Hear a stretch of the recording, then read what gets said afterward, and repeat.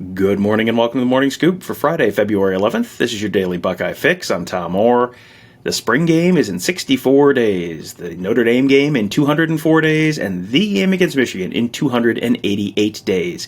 The first half of one of the most interesting and popular features of the year just rolled out this week, courtesy of Buckeye Scoop's Alex Gleitman.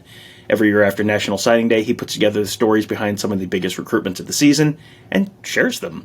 It is always one of the most read pieces of the year because there are always a ton of great stories, many of which people have either never heard or just kind of heard small pieces of or heard rumors about, and now you get the whole story. Alex is my guest this morning. Alex, thanks for being here. Of course, Tom. Always a pleasure. As I said last time I was on your show, I had the pleasure of, or unpleasure of, recording with Tony Gerderman on my show. Mm-hmm. And so I get the privilege of now recording with you, which I think is a much better experience. So no, you don't need to tell me. And if you somehow have not had enough Tony Gerderman in your life, you can find that on the Around the Oval podcast this week. That's Alex's show. You can find that wherever you find this show. So, when I heard you were going to do this piece, this is one of those things that I have on my list of potential future show topics, like weeks in advance, as we're sort of trying to plan out the show calendar. And then it takes me all of about 5 seconds between seeing that post go up and when I text you to see when can Alex come on, because there's always a lot to talk about. This year, one of the most intriguing topics is a guy who has actually already come and gone.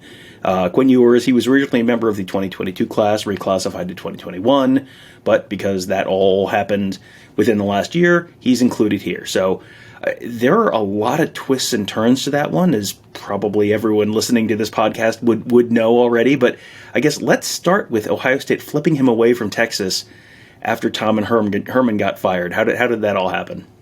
Yeah, and it's funny. I was like, do I put Quinn Ewers in? He was technically 2021, but I never got to write about him, and I was like, I can't not put him in. So, yeah, I mean, this one just in his high school recruitment alone was interesting enough. I mean, Quinn, I was a little surprised when he committed to Texas at the time he did. I thought he'd wait a little bit longer, but he had a good relationship with Tom Herman. He felt he could probably come in there from day one and win the starting job. But I know that Ohio State, they had him at the top of their board, and they weren't all that high on a ton of other 2023 quarterbacks. And so when he committed, they kind of didn't really take it as much of a commitment. They stayed on him. They kept the relationship going. Corey Dennis, Ryan Day kind of leading the charge there. And I started to hear some rumblings. Obviously, things didn't end up working out between Tom Herman and Texas, and there was just a lot of momentum and rumors, negative attention toward that program throughout the season a couple years ago. And I started to hear some rumors. I had someone call me up and tell me, "You're never going to believe this, but the staff thinks that they're getting Quinn Ewers. They feel confident they're going to get him." It wasn't even they think they could. It was they feel confident they're going to get him. And then you started to see some cryptic tweets from members of the class, guys like C.J. Hicks talking about breaking the internet and, they're going to do these crazy things. So I started to dig into it a little bit, and I was told point blank by a certain commit in the class, Quinn told us he's coming. He's gonna flip to Ohio State. And so I was kind of like, okay, well, I had someone who's pretty well connected call me about it. I now have these recruits telling me that Quinn Ewers is going to happen. And, I mean, ultimately, it wasn't a package deal, but I kind of felt Caleb Burton was going to be a Buckeye regardless, but it was kind of – this helped, push that over the edge a little too. And, a few weeks later, Quinn Ewers flips to Ohio State, and we thought the rest was history, but it certainly wasn't. Well, I mean, it's history now, but we didn't think it would be history this quickly, maybe. You have the drama of the reclassification, and then he shows up, very, very late in the process, and then gets delayed even more because of protocol stuff. And then there just have been all kinds of conflicting reports on how things went after he arrived. But, where did that go from, this is break the internet, and then all of a sudden he's gone before C.J. Hicks even shows up. So, where did this all kind of go wrong between the big happy excitement and now? Yeah, I mean, I think it's a number of factors, and you have to look at a rational person, I think, like you or I who aren't in this. They viewed it as like, oh, great, Quinn Ewers could come to Ohio State early. he can make money via NIL.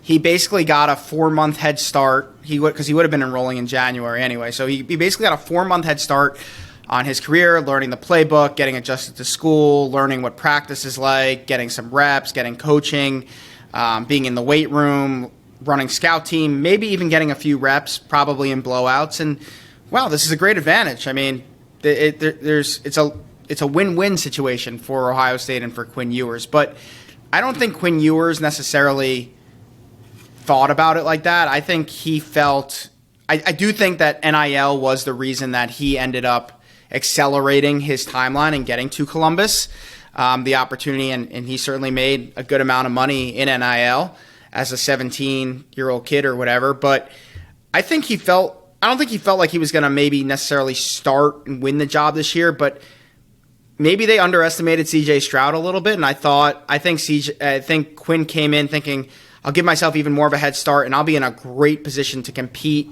for and potentially win the job for the 2022 season versus coming in January and having to first learn everything then. So that was the first thing. And so obviously when you look at by the time the season ended and Quinn made that decision, forget any other factor, CJ Stroud's going to be the starting quarterback for Ohio State next year, as knock on wood, as long as he's healthy.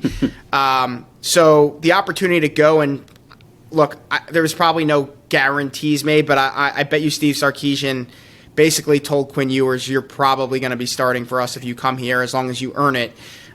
So I would expect him to start game one for the Longhorns. So that in alone is something. But as you kind of alluded to, Tom, and I don't want to spend too much time going into the details, but he showed up.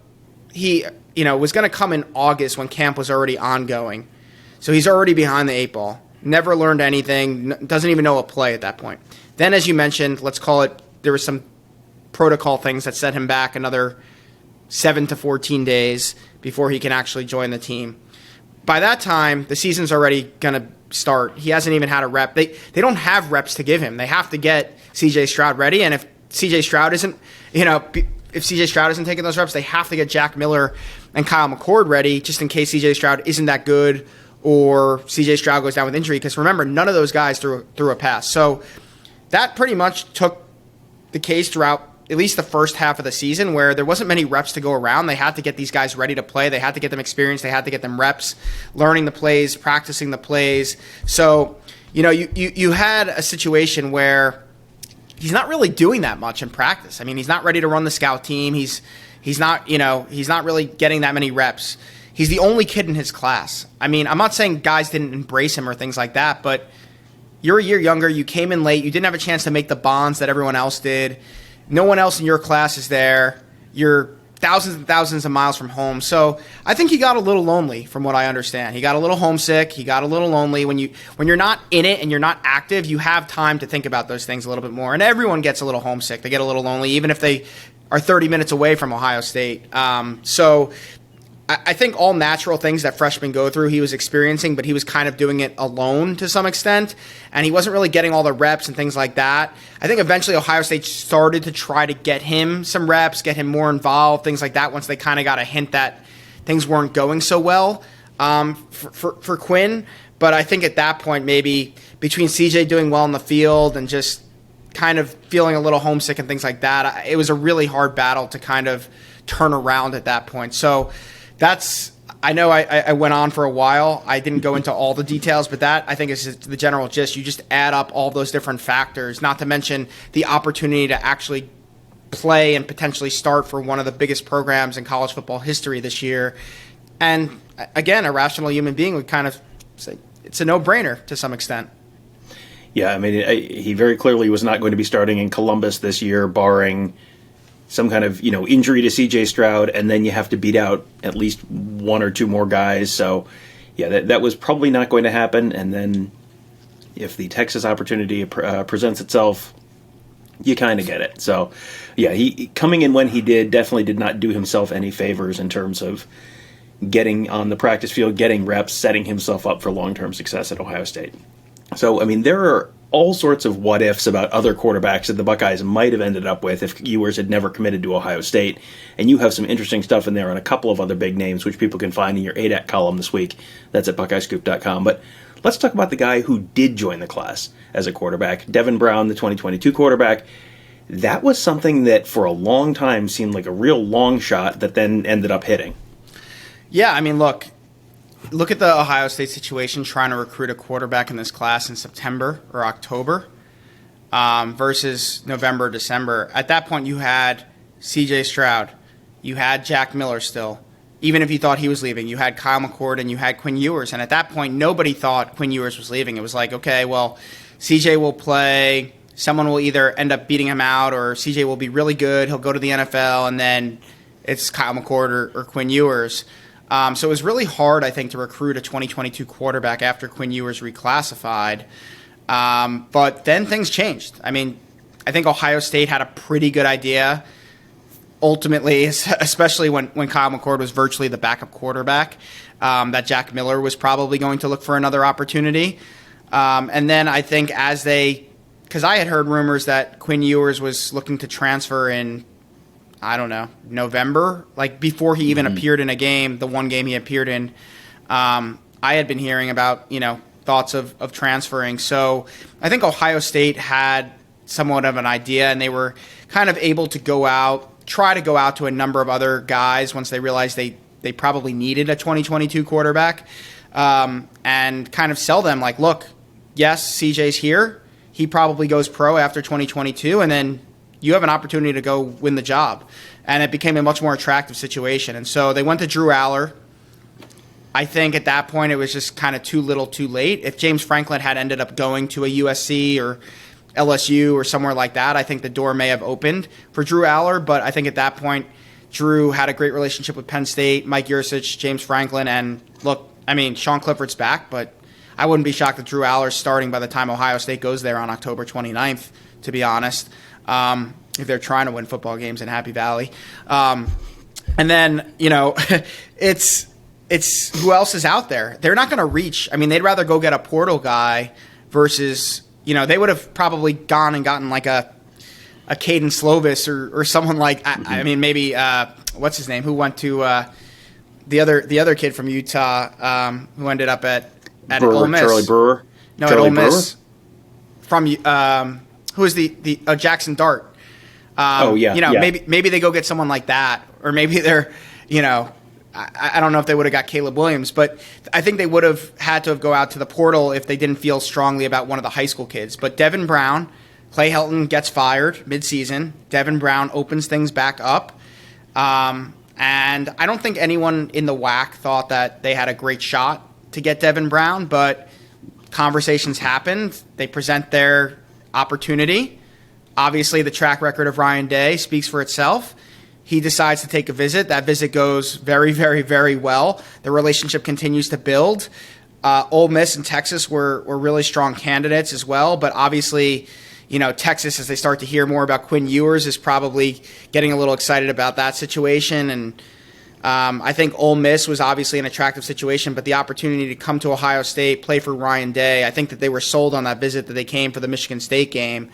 And I think after that, it was just a matter of time, and it certainly was. So that was just really an interesting one from a guy that when he first decommitted from USC, even people inside the Woody were probably like, this is a real long shot, like maybe under 10% chance, to very quickly becoming a realistic situation, just because it's a kid who understood the situation, is willing to be patient, isn't afraid of competition, and understands that being developed, even if he doesn't start for 3 years, 4 years under Ryan Day, that's a great opportunity. Even if it doesn't work out at Ohio State, look at Joe Burrow, right?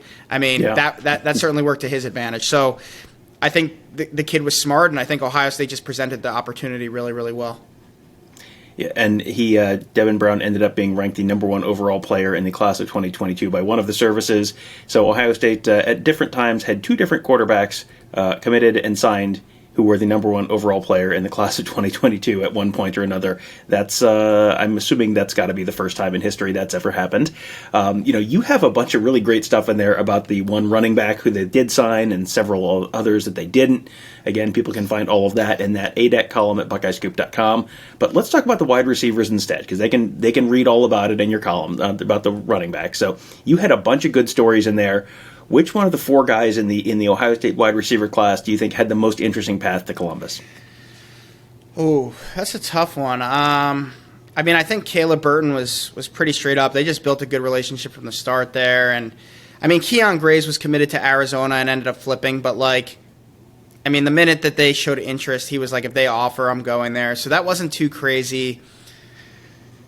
I'll go Kojo Antwi. I mean, Caleb Brown for a while was a Michigan lean, so that was kind of a nice win for Ohio State to be able to flip that one over. But Kojo, I think in the beginning, I felt really good about where Ohio State kind of stood, and then I felt like it got away from them a little bit. I mean, maybe as they started to get Caleb Burton and Keon Graves and Caleb Brown, it was like, does someone, A, are they going to take a fourth, and B, does someone want to come into that type of class that's already extremely talented, not to mention what they already have on the roster?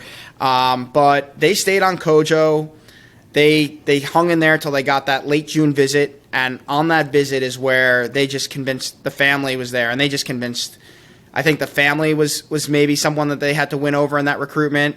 I think they convinced him. I mean, I know at different times Georgia and Texas A&M and even Alabama a little bit felt good about that one. So Ohio State was going against big dogs for a Georgia native in the SEC, and they just came out on top. I mean, I just think Brian Hartline, Ryan Day, their offense, the testimony that they have, the trial and testimony that they have, just with how they produce receivers year after year and how they can utilize not just one or two receivers really, really well, but multiple receivers really, really well, 3, 4, 5, maybe even 6 this year. Who knows?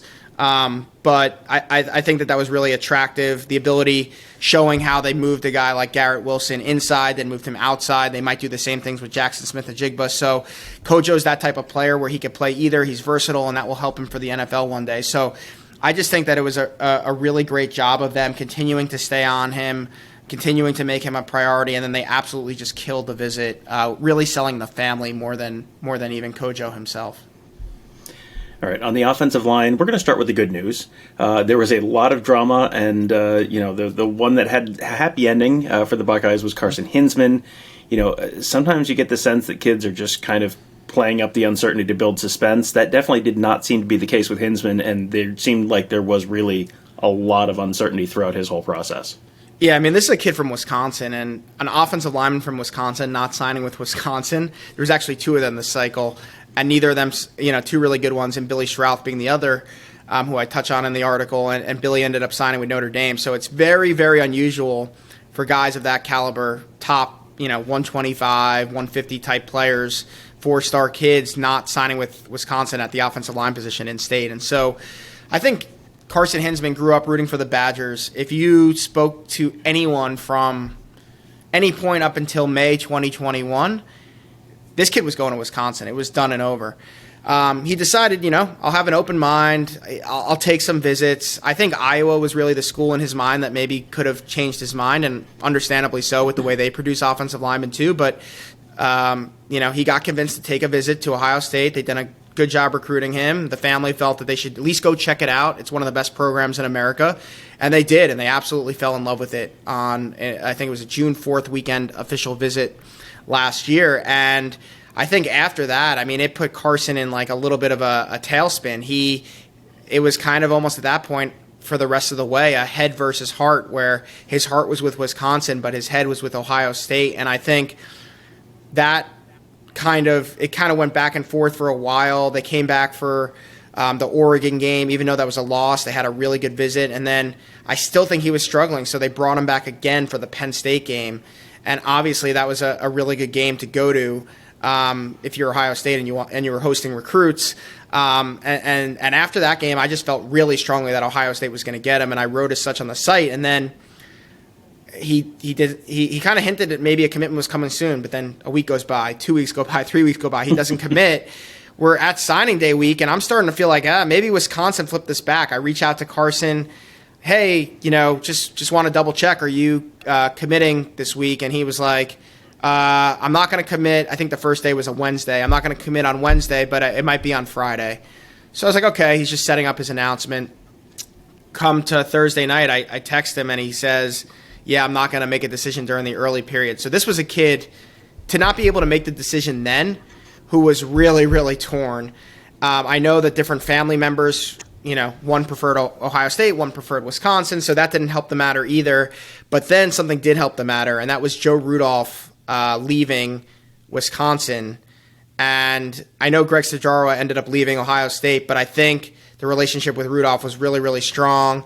And I think at that point it just made the decision that I think Carson was leaning Ohio State, and it just made that decision that much easier. When Stud left, I was a little concerned, like, oh, that might flip things back. But, I mean, ultimately, I think what Carson was sold on with Ohio State was not just the opportunity that they give him on the field, but the whole real life Wednesdays, the life after football, the support system, all the resources at Ohio State. I think that was what really sold him, stemming back to that first visit. And so when he spoke to Ryan Day eventually about Stud, he just came away from that conversation like, I don't know if he tipped him off that Justin Fry was going to be the guy, and he felt good about Justin Fry, but ultimately I think he just believed that Ryan Day would get a really good offensive line coach no matter who it was. So, well, you mentioned the departure of Stud. One of the reasons behind that was there were plenty of very high-profile misses on the offensive line this class as well. Zach Rice, Keontae Goodwin, Tyler Booker, Emil Wagner, Blake Miller, Ernest Green, Addison Nichols. I feel like we could do a full episode, maybe two, just on the stories of the offensive line misses in this class. I guess just give us, the one that was most remarkable to you of the misses from this offensive line class. That's a tough one. Because there's a lot of them. I mean, and they're not all Stud's fault. Like, I'll give you one. Like, Addison Nichols, for me, that's a kid who I thought for a long time was going to be Ohio State. But he has family ties to Tennessee. He lives in Georgia, but not too far over the Tennessee border. He still has grandparents in the Knoxville area. And he left as Ohio State official, and I thought, we were talking about getting a story or a podcast going before a commitment, and then he went to that Tennessee visit, and he just felt like home. I mean, the family ties, his family being in the area, he just felt like home there. It just felt more comfortable for him, and he just ended up going to Tennessee. And that's not Stud's fault. I think Ohio State did everything right there. But I'll give you an example on the flip side of that, where Blake Miller, an in-state kid who grew up, I have a direct quote from him, like rooting for the Buckeyes, like big Buckeye fan himself. I know some people on the board said they know his father. The dad's not a huge Buckeye fan. He roots for some other teams, but Blake grew up in Ohio in a very Buckeye area, rooting for the Buckeyes. But I think Ohio State, I don't want to put it fully on Stud, but I think Stud kind of thought this was like a C.J. Hicks situation where Ohio kid dreamed of always getting an Ohio State offer. If he gets an Ohio State offer, he's coming to Ohio State. And I think they kind of slacked off a little bit when it came to showing him the love and recruiting him and showing him the attention that they needed to after they extended the offer. And Clemson, on the flip side, did a great job of that. And for a kid who probably in his mind, I know when I spoke to him originally when he got the Ohio State offer, he wasn't going to make a decision till I think like the summer heading into his senior year. He ended up pulling the trigger pretty quickly for Clemson, I believe it was last winter, just because they had done such a good job building the relationship with him. And Ohio State really hadn't done as good of a job as he hoped and everyone thought that they would. So that's an example of where maybe they kind of counted their chickens before they hatched, and they lost a really good in-state offensive line prospect when these days there's not too many kids every year on the offensive line. This year there might be 3, but there's not too many kids each year that are Ohio State caliber at this point on the offensive line anymore in state. Yeah, so there are plenty more good news and bad news stories in that column. That is Alex's A-Deck column this week at BuckeyeScoop.com. If you are a subscriber, I would 100% recommend you check that out. And Alex did the offense this week. The defense will be coming soon. When the defense comes, rest assured, Alex will be back on the Morning Scoop. If I have to get wild horses to drag him on here, he will be back on the Morning Scoop to talk about the defense, because there are, I'm guessing, some pretty intriguing stories on that side of the ball as well. So, Alex, thank you as always for the fantastic content, and thank you again for joining me. Always a pleasure, Tom. All right, and so you make sure you check out Alex's column at BuckeyesGroup.com. Also, make sure you check out the Around the Oval podcast that he does. Even though it had Tony Gerdeman on it this week, it is always a good listen, so make sure you check that out as well. You can find that wherever you find this show, wherever you find Buckeye Weekly, wherever you find Big Meat Kickoff, Gives in the Bank. You can find us all. Wherever you're listening to this one, just search Buckeye Scoop to find all of those. We will. You can subscribe right there so you never miss an episode, and we do genuinely appreciate it if you take just a couple seconds, leave us a 5-star rating. If you have a couple more seconds, leave us a nice review as well. That will help other folks find these shows. If you prefer watching on YouTube, you can watch us at youtube.com/Buckeye Scoop. Again, take 1 second, hit that thumbs up button. That really does help us out. Doesn't take much effort on your part. If you enjoy the content, hit that thumbs up button. And then if you really enjoy the content, hit that bell, and you'll get subscribed to our channel. Then you get notified every time we post a new video so you never miss a thing. That'll do it for today. Thank you guys all for joining us. Have a great day. We'll talk to you tomorrow.